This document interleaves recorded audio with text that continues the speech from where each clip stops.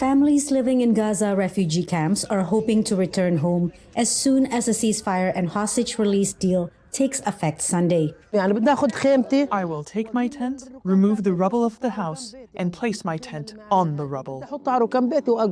It will be up to the incoming administration under Donald Trump and the international community to see that the three-phase deal is enforced. Preparations are underway for Trump's inauguration on Monday.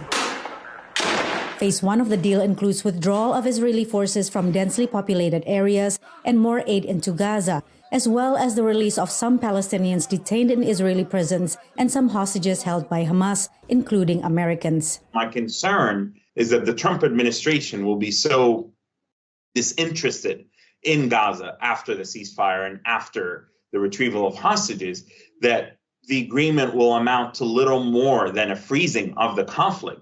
And this will be disastrous for the people of Gaza.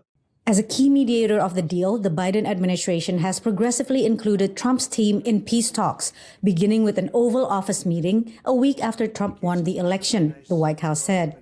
President Joe Biden announced the deal Wednesday. This deal was developed and negotiated under my administration, but its terms will be implemented, for the most part, by the next administration.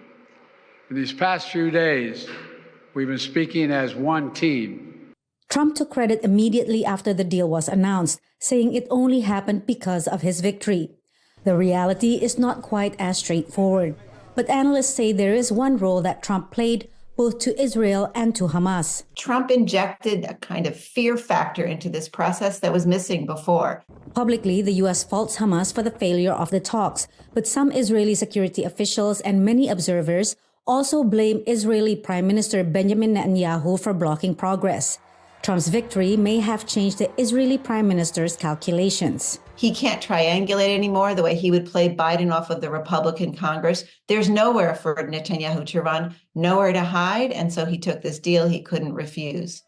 Trump's pressure may have also created space for Netanyahu to resist ultimatums from far-right allies, including National Security Minister Itamar Ben-Gvir and Finance Minister Bezalel Smotrich.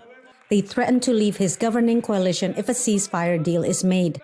The pair voted against the deal, but it's unclear whether they will leave the government. Patsy Widakuswara, VOA News at the White House.